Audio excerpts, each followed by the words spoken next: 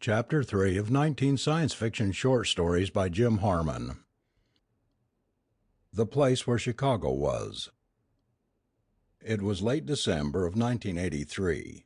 Abe Daniels knew that the streets and sidewalks of Jersey City moved under their own power, and that half the families in America owned their own helicopters. He was pleased with these signs of progress. But he was sweating. He thought he was getting athlete's foot instead of athletic legs from walking from the New Jersey coast to just outside of Marshall, Illinois. The heat was unbearable. The road shimmered before him in rows of sticky black ribbon, on which nothing moved, nothing but him. He passed a signal post that said, "Caution, slow," in a gentle but commanding voice. He staggered on toward a reddish metallic square set in a thin column of bluish concrete. It was what they called a sign, he decided. Daniels drooped against the sign and fanned his face with his sweat-ringed straw cowboy hat. The thing seemed to have something to say about the mid-century novelist, James Jones, in short, terse words. The rim of the hat crumpled in his fist. He stood and listened. There was a car coming. It would almost have to stop, he reasoned. A man couldn't stand much of this Illinois winter heat. The driver might leave him to die on the road if he didn't stop. Therefore he would stop. He jerked out the small patch from the sash of his jeans. Inside the special plastic the powder was dry.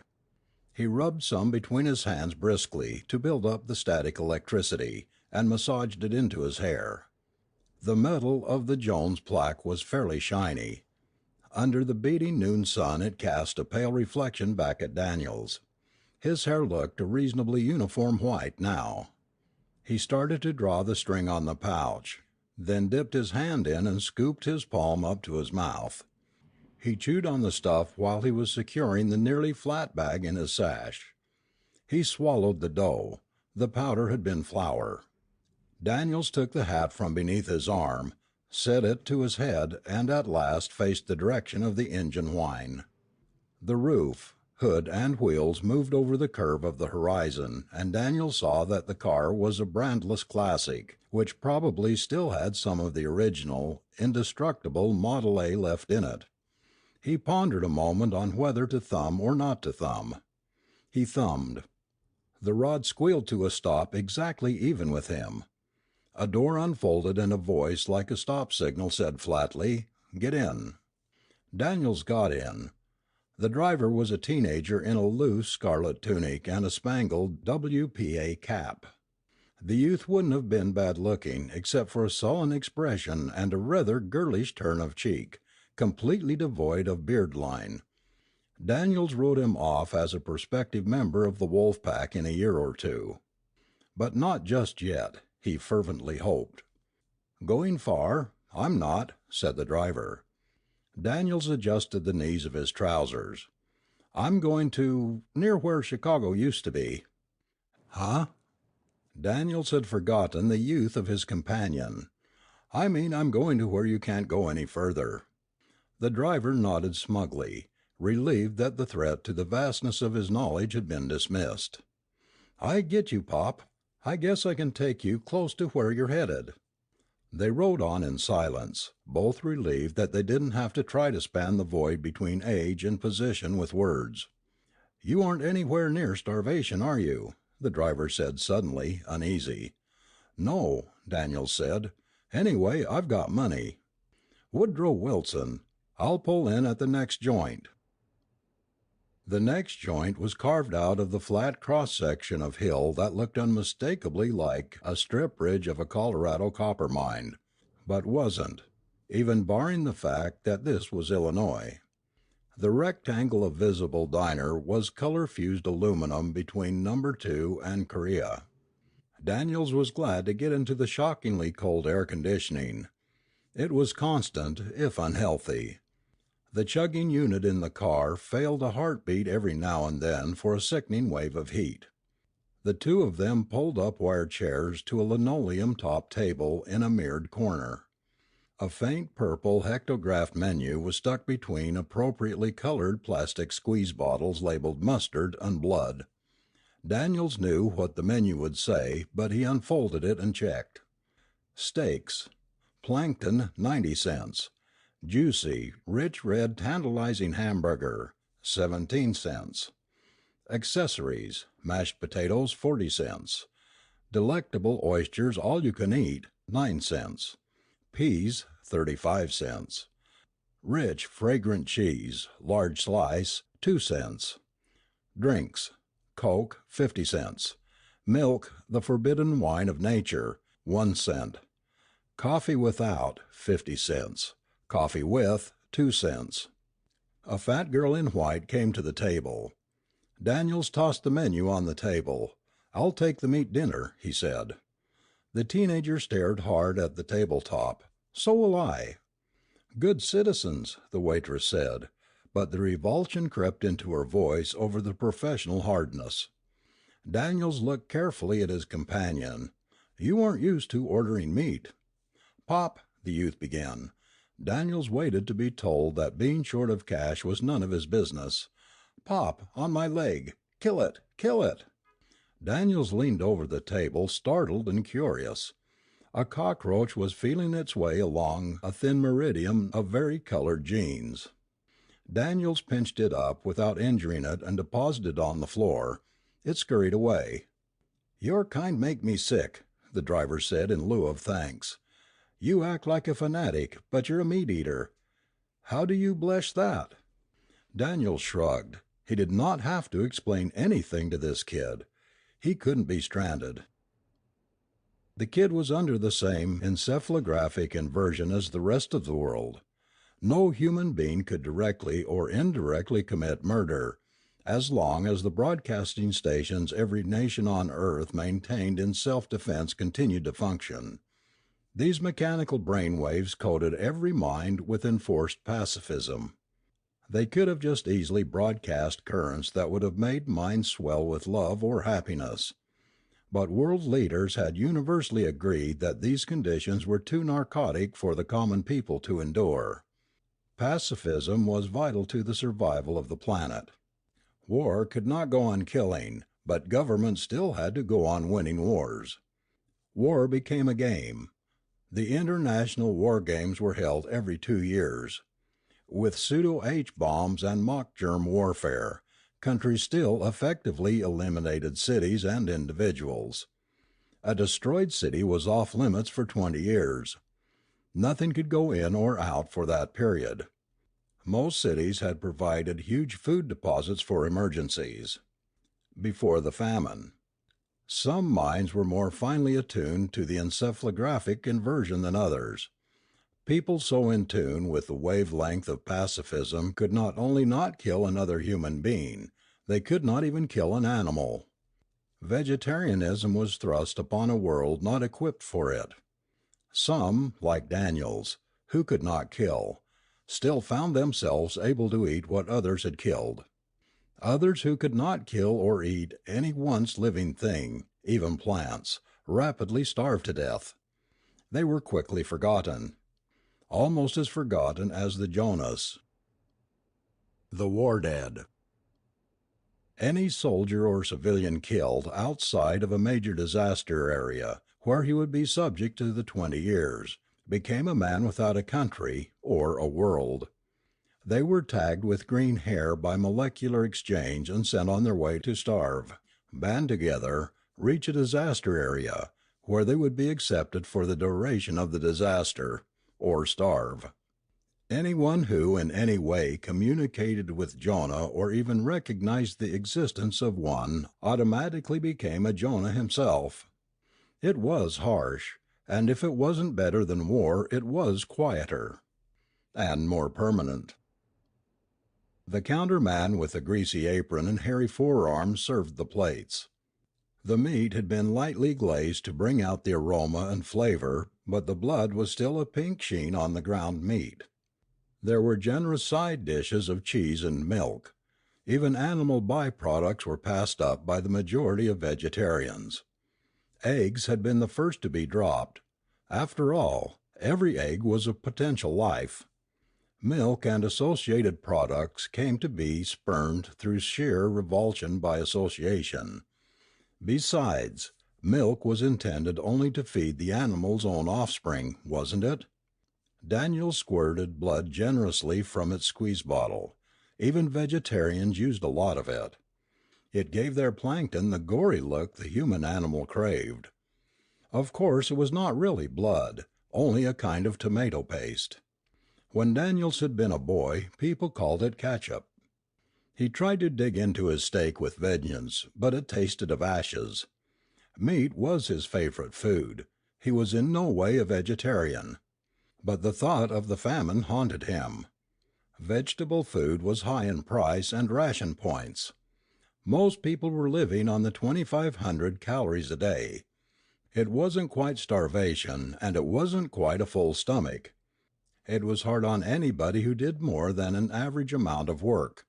It was especially hard on children. The meat eaters helped relieve the situation.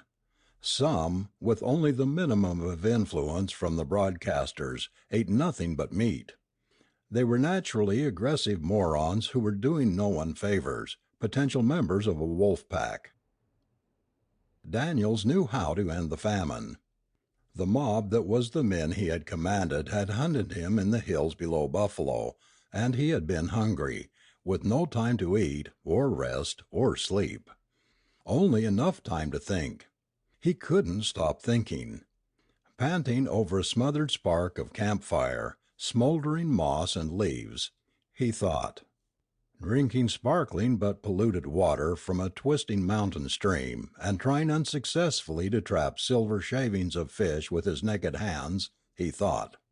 His civilian job was that of a genosudio xenobisti macroeologist, a specialized field with peacetime applications that had come out of the war games, specialized to an almost comic opera intensity. He knew virtually everything about almost nothing at all. Yet, delirious with hunger, from this he fashioned in his mind a way to provide food for everybody, even Jonah's. After they caught him, weeks before the tag spot would have faded off, he wasn't sure whether his idea had been a sick dream or not.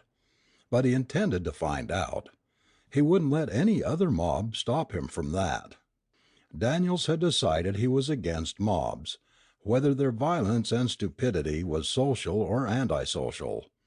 People are better as individuals. The driver of the hot rod was also picking at his food uncertainly. Probably a social vegetarian, Daniels supposed, an irresponsible fattist. The counterman stopped staring and cleared his throat apologetically. "This ain't the Ritz, but it don't look good for customers to sit with hats on." Daniels knew that applied to only non-vegetarians, but he put his Stetson, reluctantly, on an aluminum tree. The teenager looked up, and did not go back to the food. Daniels knew that he had been found out. The counterman went back to wiping down the bar. The youth was still looking at Daniels. "You better eat if you don't want me to be discovered," Daniels said gently. The youth's eyes moved back and forth, searching, not finding. "It won't do you any good to run," Daniels continued. "The waitress and the counterman will swear they had nothing to do with me, but you were driving, eating with me." "You can't let even a Jonah die," the youngster said in a hoarse whisper that barely carried across the table. Daniels shook his head sadly. "It won't work. You might have slowed down enough to let me grab on to the rear bumper or toss me out some food. But you took me into your car, sat down at a table with me. And this is the thanks I get." Daniels felt his face flush. "Look, son, this isn't a game where you can afford to play by good sportsmanship. That's somebody else's rules, designed to make sure you get at least no better a break than anyone else. You have to play by your rules, designed to give you the best possible break. Let's get out of here." He wolfed the last bite and jammed his hat back on his head, pulling it down around his ears. The sweat band had rubbed the flour off his hair in a narrow band, a band of green, the mark of Jonah. In the last war games, Daniels had come into the sights of a Canadian's diffusion rifle. For 6 months he had worn a cancerous badge of luminosity over his heart. until his comrades had trapped him and through a system similar to the one their rifles employed, turned his hair to green and cast him out. Daniels scooped up both checks and with deep pain paid both of them to save time. He wanted to get his companion out of there before he broke. The heat struck at their faces like jets of boiling water. The authorities said nuclear explosion had nothing to do with the changing climatic conditions so radically, but something had. The two of them were walking towards the parked car when the wolf pack got to them. The horrible part was that Daniels knew they wouldn't kill him. No one could kill. But the members of the wolf packs wanted to. They were the professional soldiers, policemen, prize fighters and gangsters of a society that had rejected them. They were able to resist some of the pacifism of the broadcasters. In fact, they were able to resist quite a lot. The first one was a round-shouldered little man with silver spectacles. He kicked Daniels in the pit of the stomach with steel-shod toes. A clean-cut, athletic boy grabbed the running teenager and ripped the red tunic halfway off. From the pavement Daniels at last isolated the doubt that had been nagging him. His companion wore a tight T-shirt under the coat. She was a girl.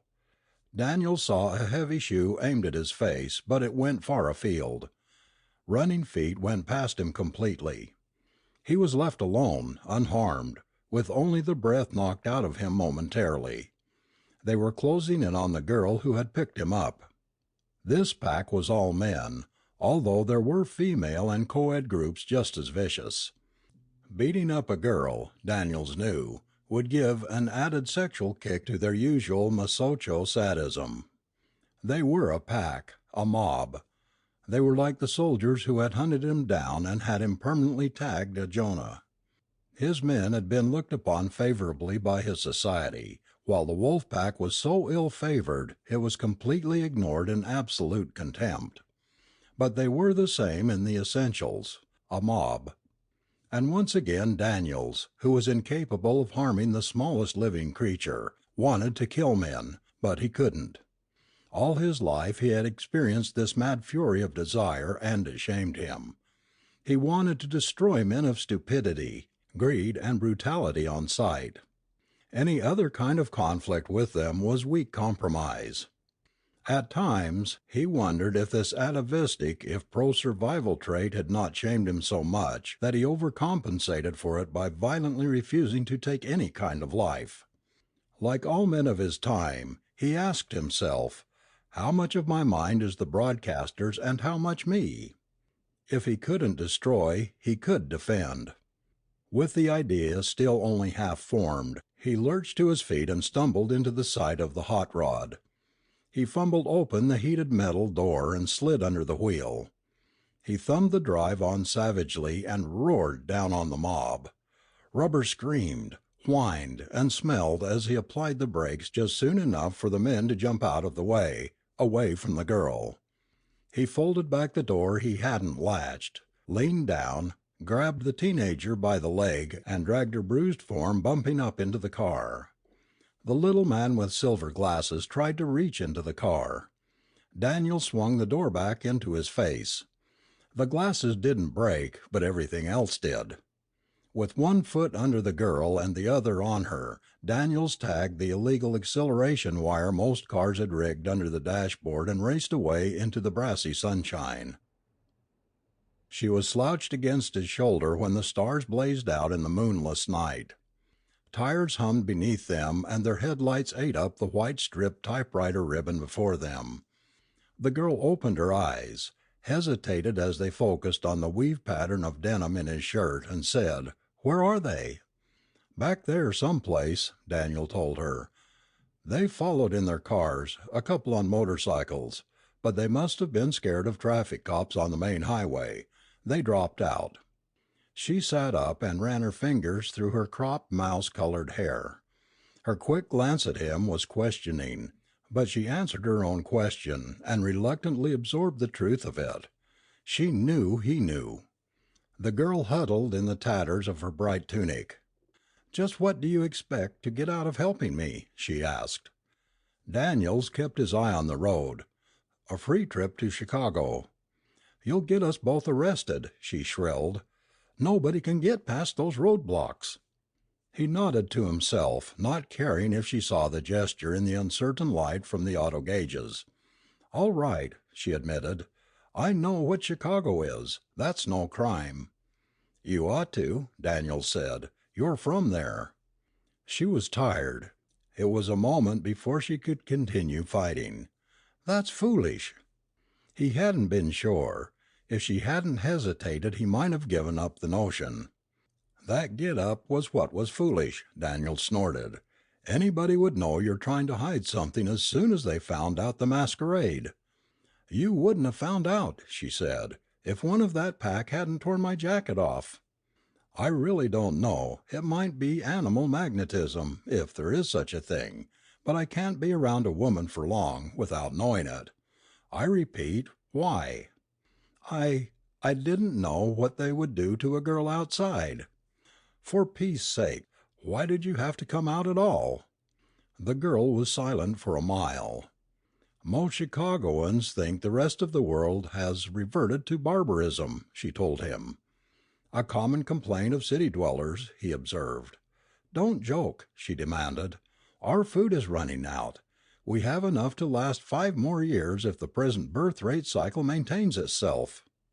Daniels whistled mournfully. "And you have, let's see, about 7 more years to go."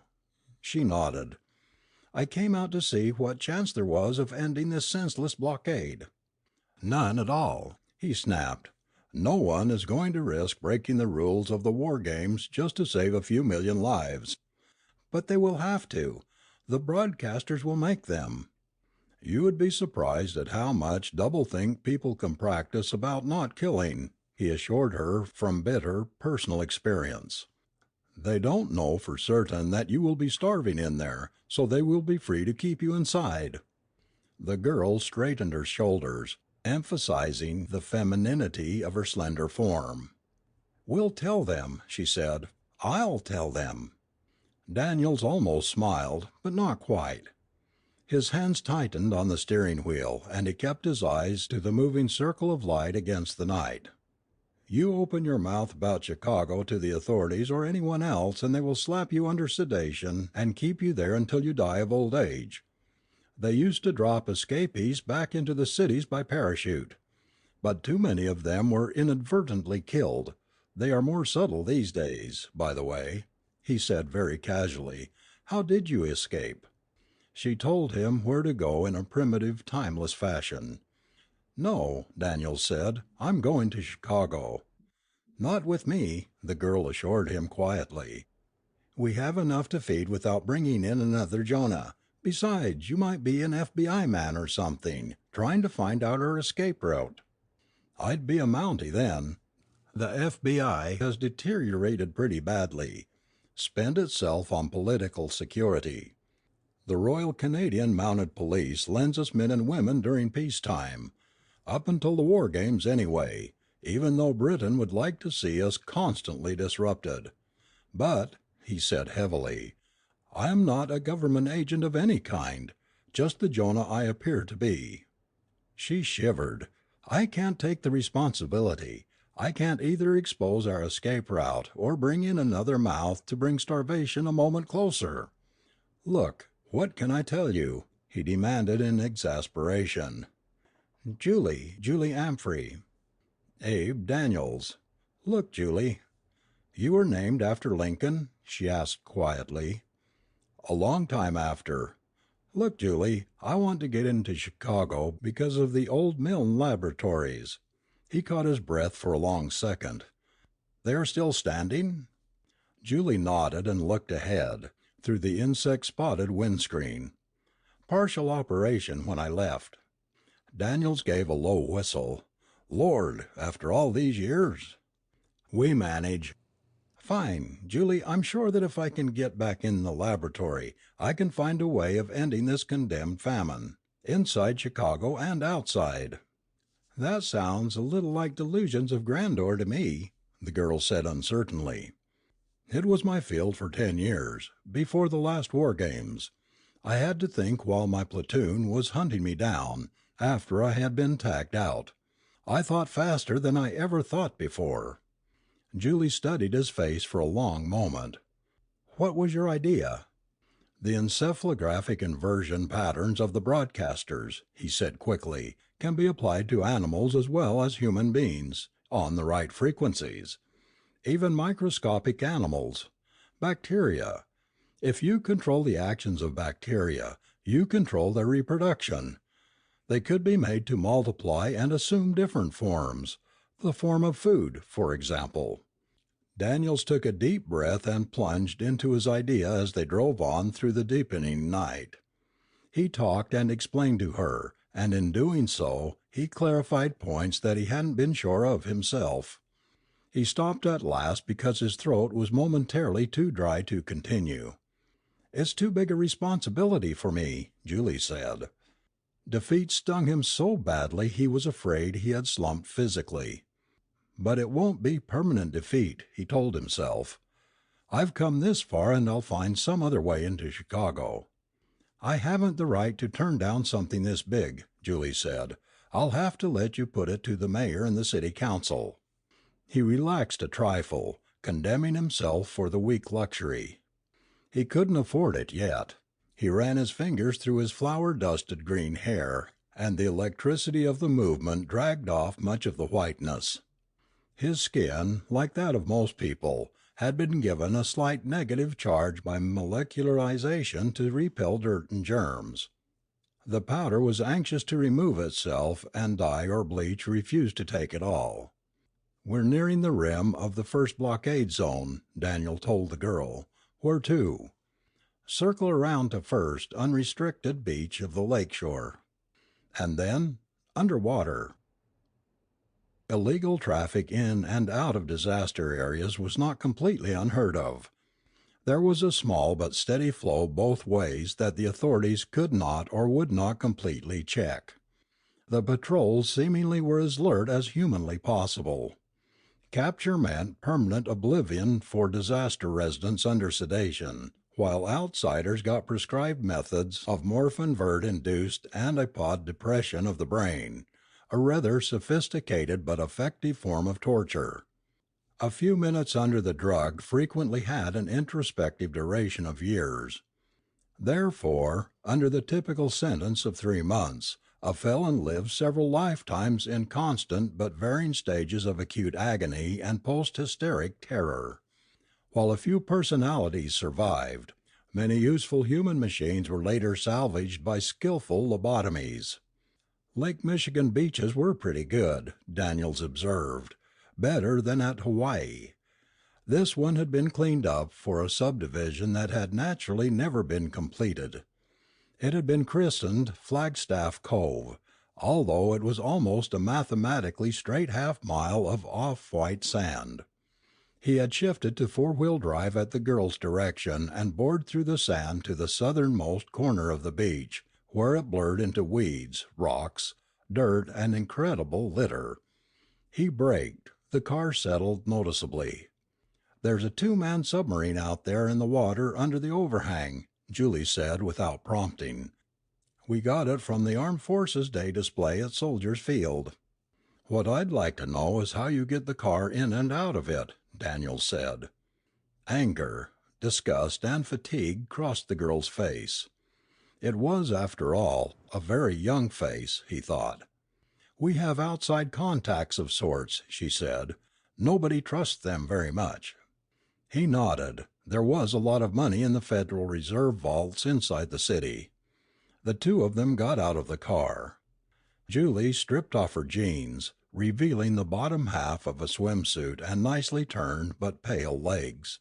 "We'll have to wait out to the sub." "What about the car?" Daniels asked. "Is your friend going to pick it up?" "No, they don't know about this place." He reached in the window and turned the ignition. "Want me to run it off into the water?" "You don't want to tag this spot for the authorities." "No, I guess not. I don't know what to do. I'm not used to this kind of thing. I don't know why I ever come. We paid an awful lot for the car." He found the girl's wailing unpleasant. "It's your car, but take my advice. Let me get rid of it for you." "But," she protested, "if you run it into the water they can see it from the air in daylight." "I know. They used to spot our sub. But why not run it off into those weeds and little trees? They'll hide it and maybe we could get it later." It wasn't a bad idea, but he didn't feel like admitting it. He gunned the rod into the tangle of undergrowth. Daniels came back to the girl with his arms and face laced with scratches from the limbs.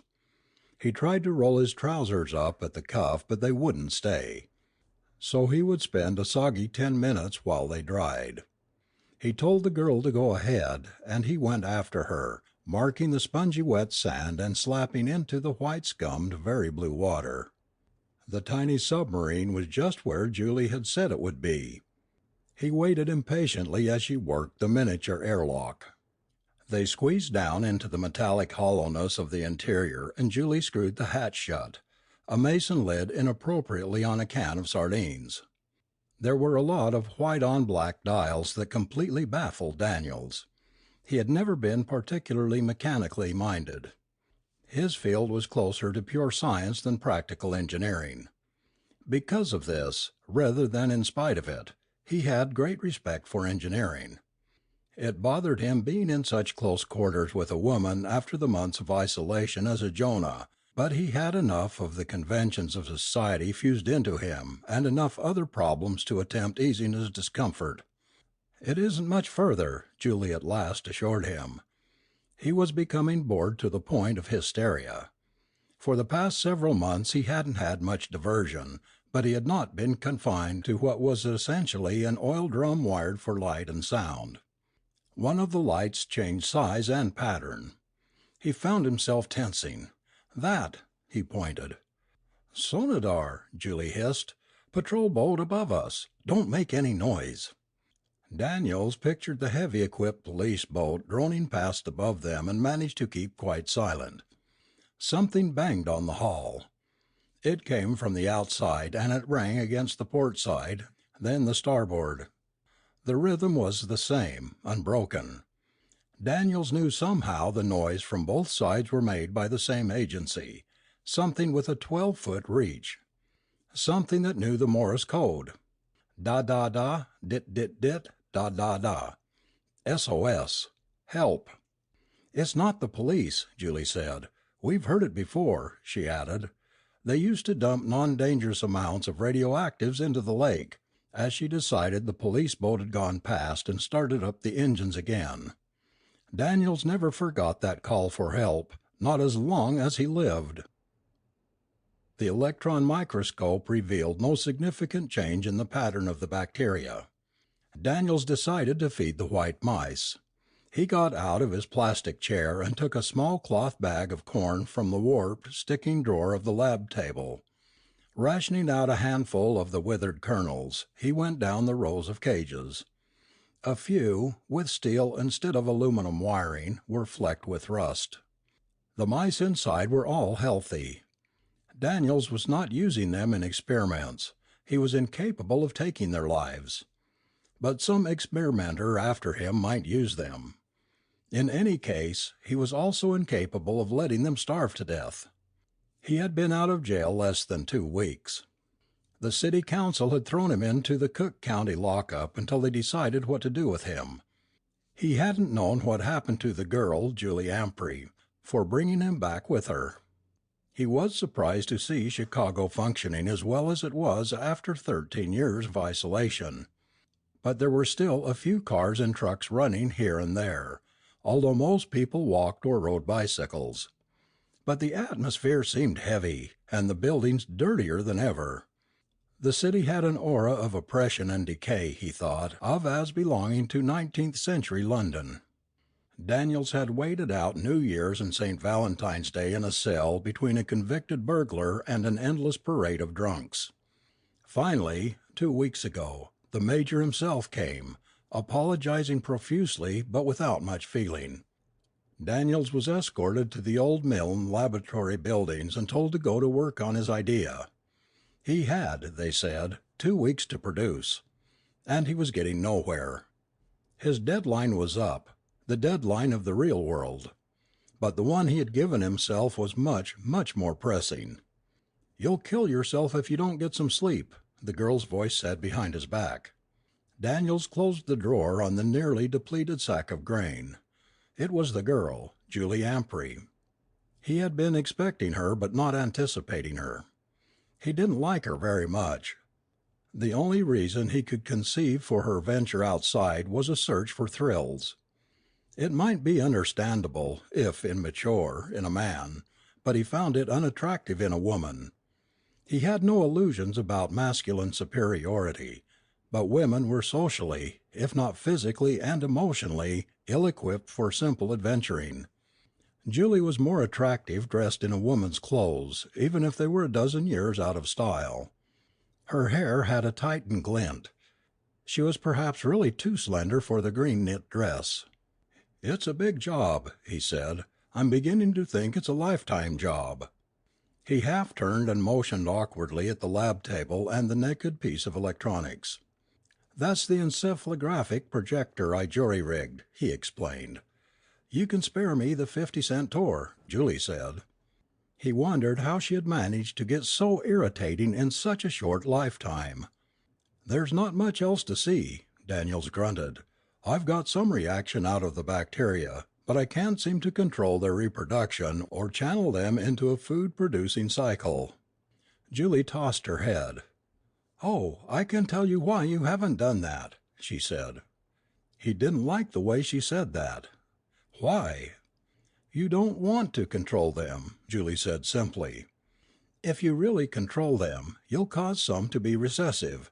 You'll breed some strains out of existence. You'll kill some of them, and you don't want to kill any living thing." She was wrong. He wanted to kill her. But he couldn't. She was right about the bacteria. He should have realized it before. He had planned for almost a year, and worked for 2 weeks, and this girl had walked in and destroyed everything in 5 minutes. But she was right. He spun towards the door. "Where are you going?" she demanded. "I'm leaving. See what somebody else can do with the idea." "But where are you going?" Julie repeated. "Nowhere." And he was absolutely right. Daniels walked aimlessly through the littered streets for the rest of the day and night. He couldn't remember waking at night, but neither could he remember staying anywhere when he discovered dawn in the sky. It was that time of dawn that looked strangely like an old two-color process movies that they show on TV occasionally, all orange and green, with no yellow to it at all, when even the truest black seems only an off-brown or a sinister purple. He shivered in the chill of the morning and decided what to do. He would have to walk around for a few hours even yet. The drink his friend, Paul, placed before him was not entirely distinct. Neither were the bills he had in his hand. It was money the mayor's hireling had given him to use for laboratory supplies. Daniels peeled off a bill of uncertain denomination and gave it to his friend. Paul seemed pleased. He put it into the pocket of his white shirt, the pocket 8 inches below and slightly to the left of the black bow tie, and polished the bar briskly. Daniels picked up the glass and sipped silently until it was empty. "Do you want to talk about anything, Abe?" Paul asked solicitously. "No," Daniels said cheerfully. "Just give me another drink." "Sure thing." Daniels studied his green hair in the glass. Here, the mark of Jonah wasn't important. Not yet. But he would be unwelcome even here after the time of disaster ran out. He would have to move on sooner or later. Eventually, why not now? That slogan went better than the one in pink light over the mirror, the beer that made Milwaukee famous. There hadn't been any Milwaukee beer here for 13 years. Most of the stuff came out of bathtubs. Why not now? He smoothed another bill on the damp polished wood and negotiated his way through the hazy room. Outside, he turned a corner and the city dropped away from him. He seemed to be in a giant amusement park with acres of empty ground, patterned off in squares by unwinking dots of light. He grinned to himself, changed direction with great care, and started down the one-way street to the lakefront. He heard the footsteps behind him. Daniels put his palm to the brick wall, scaling posters, and turned. The clean-cut young man smiled disarmingly. "I saw you in at Paul's. You'll never make it home under your own power. Better let me take you in my cab." Daniels knocked him out on his feet with a clean right cross. He blinked down at the boy. Self-preservation had become instinctive with him during his months as a wandering Jonah. Gnawing at his under lip, he studied the twisted way the supposed cabby lay. If he really were— Daniels patted the man down and brought something out of a hip pocket. He inspected the leather blackjack, weighing it critically in his hand. It slid out of his palm and thudded heavily on the cracked sidewalk. Daniels shrugged and grinned and moved unsteadily away, towards the lake. The lake looked gray and winterish. There was no help for it. Daniels swung his leg over the rust-spotted railing and looked down to where the water lapped at crumbling bricks blotched with green. He peered out over the water. Only a few miles to the beach where he had left the car parked in the undergrowth. He would have preferred to use the little sub, but he could swim if he had to. The surface below showed clearly the globe lights. Daniels dived. Before he hit the water, he remembered that he should have taken off some of his clothes. When he parted the icy foam with his body, he knew he had committed suicide, and he realized that that had been what he intended to do all along. There was something in the lake holding him, and it had a 12-foot reach. It kept holding on to him under the surface of green ice and begging him for help. He couldn't breathe, and he couldn't help. Of the two, not being able to help seemed the worse. Not breathing wasn't so bad. It hurt to breathe. It choked him. It was very unpleasant to breathe. He had much preferred not breathing to this. Some time later, he opened his eyes. A small, round-faced man was staring down at him through slender-framed spectacles. For a moment he thought it was the man whose face he had smashed the car door at the diner weeks before. But this man was different. Among other things, his glasses were gold, not silver. Yet he was also the same. Daniels knew the signs of the wolf pack. "How's your foot?" the little man asked in surprisingly full-bodied voice. Daniels instantly became aware of a dull sub-pain sensation in the toes of his left foot. He looked over the crest of his chest and saw the foot, naked below the cuff of his wrinkled trousers. The 3 smaller toes were red. No, maroon. A red so dark it was almost black. Fainter streaks of red shot away from the toes, following the tendon. Daniel swallowed. "The foot doesn't feel so bad, but I think it is." "We may have to operate," the small man said eagerly. "How did I get out of the lake?" "Joel." "The man you knocked out. He came to and followed you. Naturally, he had to save your life. He banged your foot up, dragging you ashore." Or afterwards, Daniels thought. Abruptly, the stranger was gone and a door was closing and latching on the other side of the room. Daniels tried to rise and fell back, his head floating around somewhere above him. Maybe a wolf pack member would have to save his life, but he wouldn't have to bring him home and nurse him back to health. Why? He fell asleep without even trying to guess the answer. When he woke, they brought food to him. Daniels finished with the tray and sat it aside. The small man who had identified himself as Richard beamed. "I think you are strong enough to attend the celebration tonight." Daniels did feel stronger after rest and food, but at the same time he felt vaguely dizzy and his leg was beginning to hurt. "What kind of a celebration?" he asked. Richard chuckled. "Don't worry, you'll like it."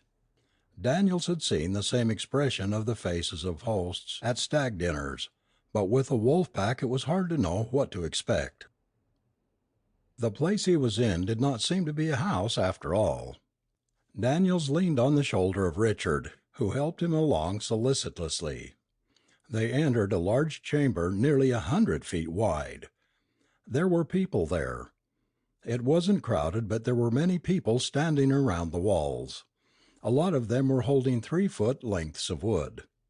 Richard led him to a chair, the only one apparent in the room. "I'll go tell we're ready now," the small man said, chuckling. Daniels looked around slowly at the shadowed faces. Of those holding clubs, he knew only the man Richard had told him was Joel, the man who had pulled him from Lake Michigan. Apparently the ones with clubs were members of the pack, while the others were observers and potential members. Among these he spotted a member of the city council, Anne Julie. She stood in a loose sweater and skirt, her hands hugging her elbows, eyes intent on the empty center of the room. Daniels was reminded of some of the women he had seen at unorthodox political meetings. Daniels was surprised to find that he wanted to talk to her. He might try hobbling over to her or calling her over to him. But with the instinct he had developed while being hunted, he knew it was wrong to call attention to the two of them together. He noticed that he was in line with the door. Julie would have to pass by him when she left, after the celebration. The celebration begins in 5 minutes. Someone he hadn't seen had shouted into the big room. The words bounced back slightly and hung suspended. The people's waiting became an activity. Tension lived in the room. And then the cat was released.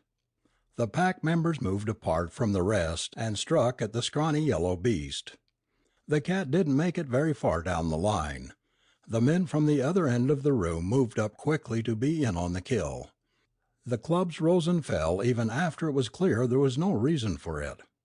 Their ranks parted and they left their handiwork where it could be admired.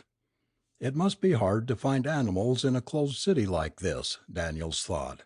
It must be quite a treat to find one to beat to death. He sat and waited for them to leave, but he found the celebration was just beginning. The group was laughing and talking. Now that it was over, they wanted to talk about it the rest of the evening. They had created death. He searched out Julie Ampry again. She was looking at what they did. He thought she was sick at first. His lips thinned. Yes, she was sick. Her eyes suddenly met his. Shock washed over her face, and in the next moment she was moving to him. "So," she said coolly, "you found out my little secret. This is where I get my kicks." He nodded, thinking of nothing to say. "Did you even read them?" she asked breathlessly. "All the old banned books, Poe and Spillane and Proust. The pornography of death.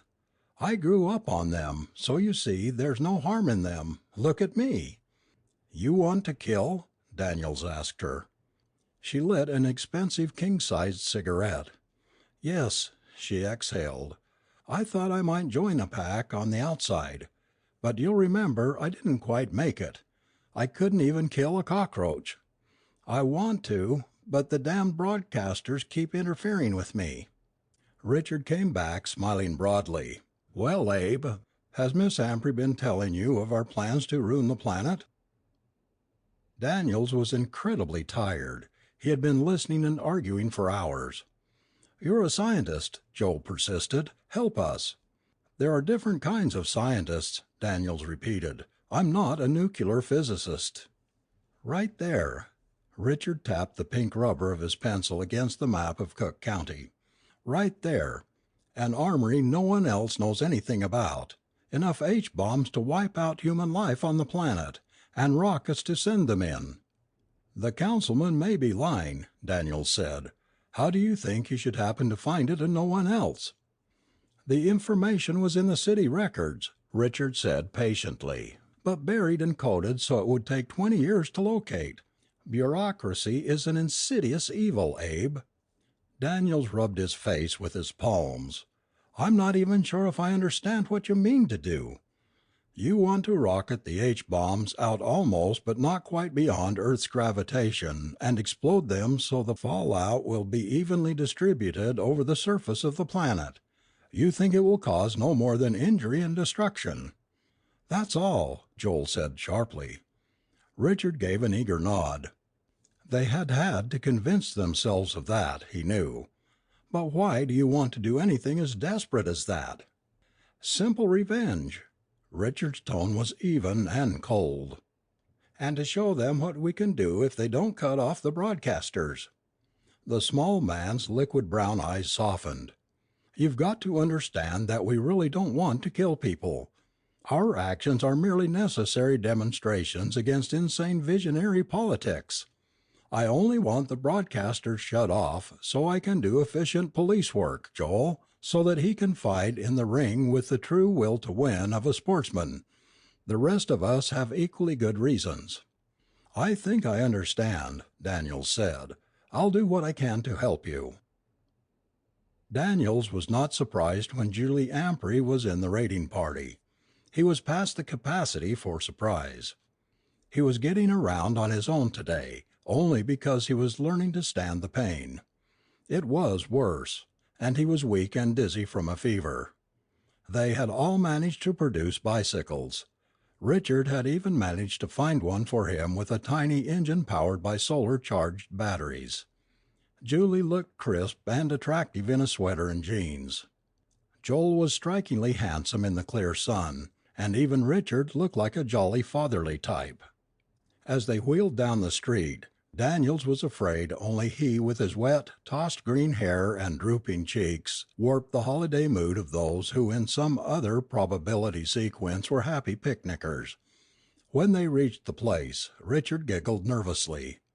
"It takes a code to open the hatch," he explained. "If Aldrich didn't decode it correctly, there will be a small but effective chemical explosion in this area." Daniels leaned against a maple, watching. The bicycles were parked in the brush and a shallow hole had been dug at an exact spot in the suburban park. Only a few inches below ground was the gray steel door flush with the level of grass. Richard hummed as he worked a prosaic combination dial. Finally there was a muffled click and a churning whine began. The hatch raised jerkily and latched at right angles. The pack milled about the opening, excited. Joel got the honor of going down first. Richard seemed to fumble his chance for the glory, Daniels observed. The other men went down, one and one, and finally only Julie and Richard were left. He supposed that this meant the girl had been accepted as a full member of the Wolf Pack. That would change the whole character of the organization. He vaguely wondered who her sponsor was. Joel? Julie and the little man came to him.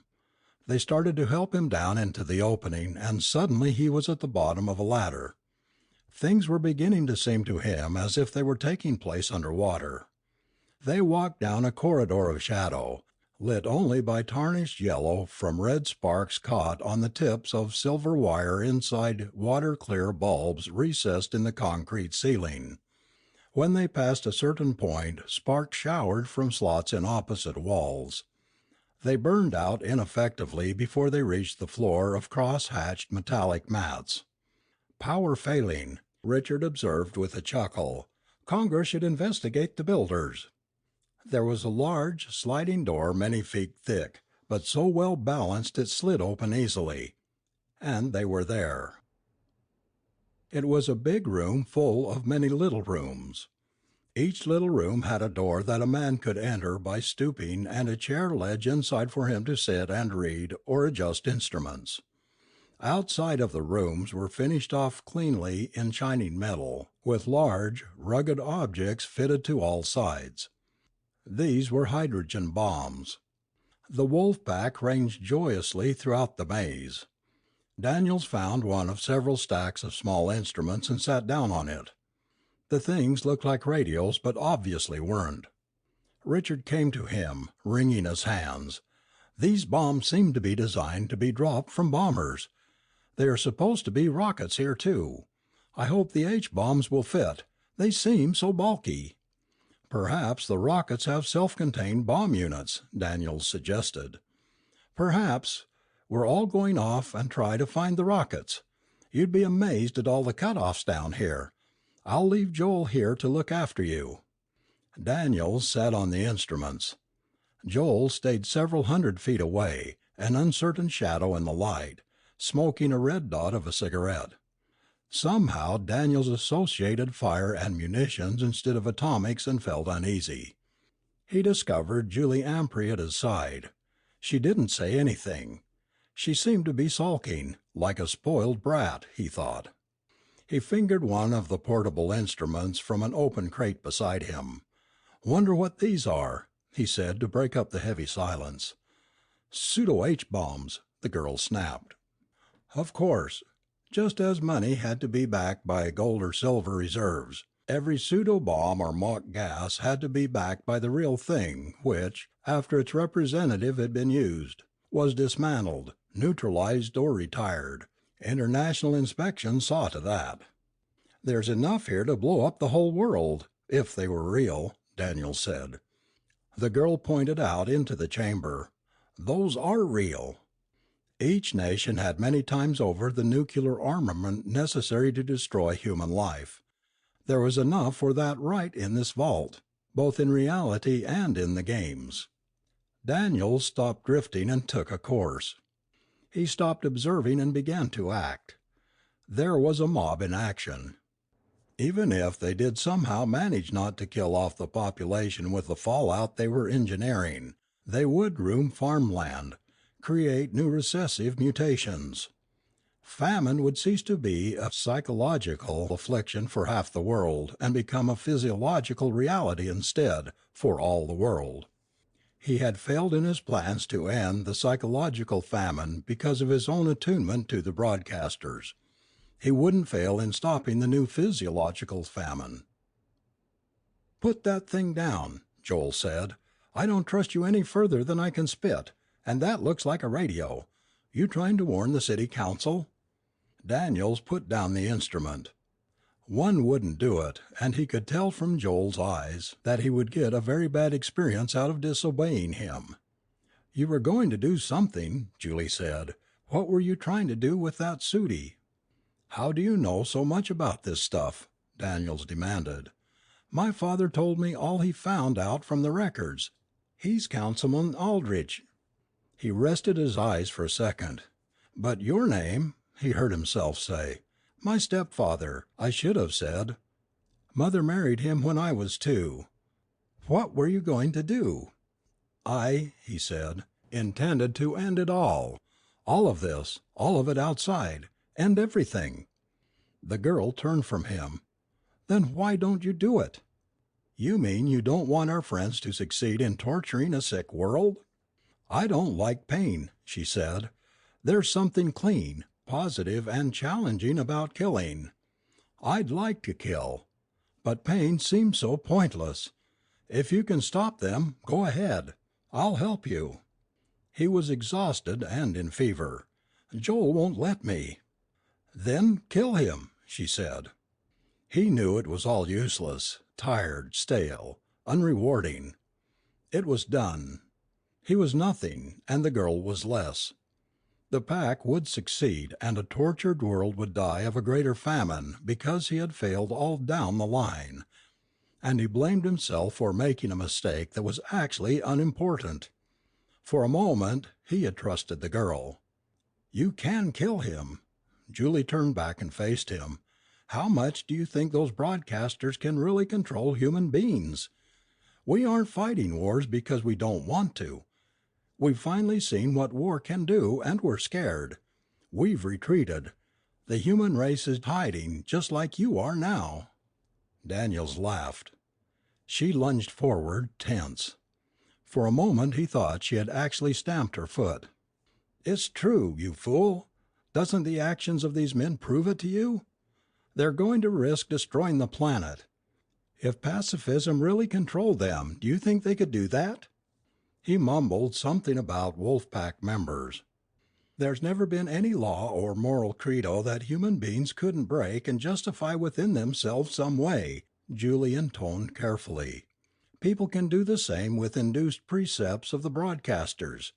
If you really want to stop them, you can, by killing Joel and going ahead." "Maybe later," Daniels mumbled. "I'll think about it." Julie slapped his face. He wondered why he didn't feel it. "You don't have much time left," Julie whispered. "Don't you know what's wrong with your foot?" "Gangrene. You have to get those toes amputated soon or you'll die." "Yes," he said numbly. "Must get amputation." But it didn't seem urgent. He felt he should get some rest first.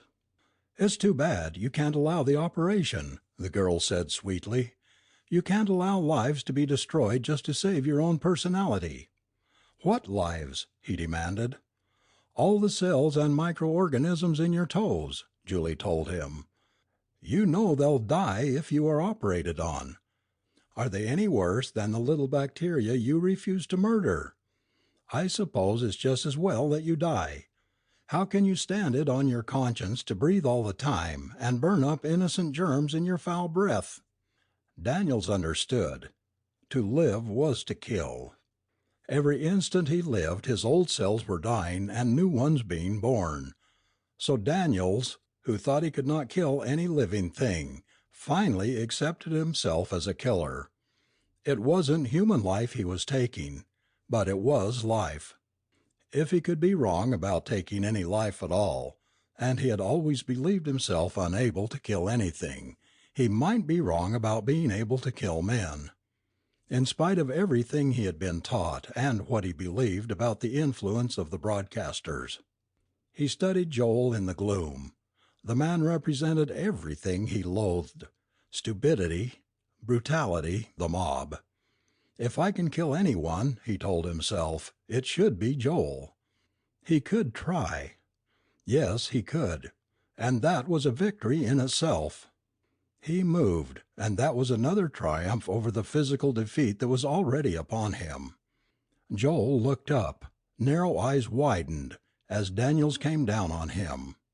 Daniels caught him in the stomach with the flat of his palm and shoved up. Joel gargled in the back of his throat and rammed his thumbs for the prisoner's eyes. Daniels nodded and caught the balls of the thumbs on his forehead. He brought his fist up sharply and hit Joel on the point of the chin.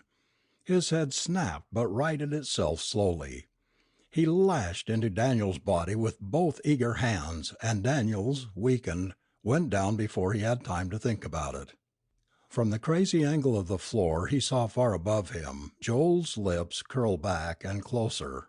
Further down a shoe was lifted to kick. It was aimed at Daniel's swollen foot. Daniel smiled. He shouldn't have done that. If he had acted like a man instead of an animal he would have been fine. But now Daniels rolled over quickly against the one leg of Joel's firmly on the floor. Off balance, Joel fell backwards with a curse, the back of his skull ringing against the side of one of the bombs. Exertion was painting red lines across his vision, but Daniels climbed to his knees, put his hand to Joel's corded throat, and squeezed. Yes, he knew he could kill. A few more seconds and he would be dead. Daniels stopped. There was no need to kill the boy. He would be unconscious long enough for him to do his job. And he found that fear had left him. He was no longer afraid of killing small things, because he was no longer afraid of killing men. He had been able to kill when he had to, but more important, he had been able to keep from killing when it wasn't needed. He didn't need to be afraid of the old bloodlust, because he knew now he could best it. And Julie had seen.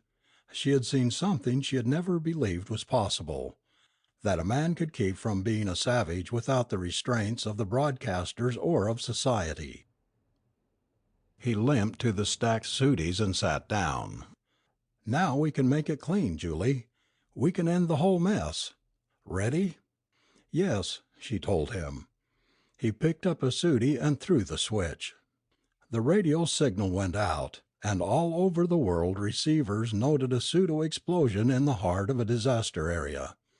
Daniels could imagine the men in the council room in the heart of the city seeing the flash and feeling the doom of a renewed 20 years of isolation and heading for the exact spot of the flash. More signals flashed and flashed and flashed. And he thought of the people all over the world wondering about the devastating sneak attack on the United States and the incredible readings of the instruments. "Keep working," Daniels said. The wolf pack or the officials from the city will be here soon. I hope it's a dead heat. But, he said, I think we've done it. But we can keep working on the safety margin. What have we done, Abe? Julie asked trustingly. He was going to feel foolish saying it. We have just blown up the world according to the official records of the war games. Then they'll have to start over, she said. Maybe, Daniels whispered. If they do, we'll all start even. Everybody's a Jonah. The world is the disaster area. Maybe they'll start the war games over, or maybe they'll try the real thing again, now that they've seen how easy it is with Sooties. He felt the numb foot and knew he would have to have an emergency operation if he survived the mobs that were coming. But he had a way of surviving mobs. He looked at Julie. He could see that their children could eat. At least, he said, triggering another H-bomb for the world's records, it isn't a bad day when the world has been given a fresh slate, a new start. There were footsteps outside, coming closer. End of chapter 3.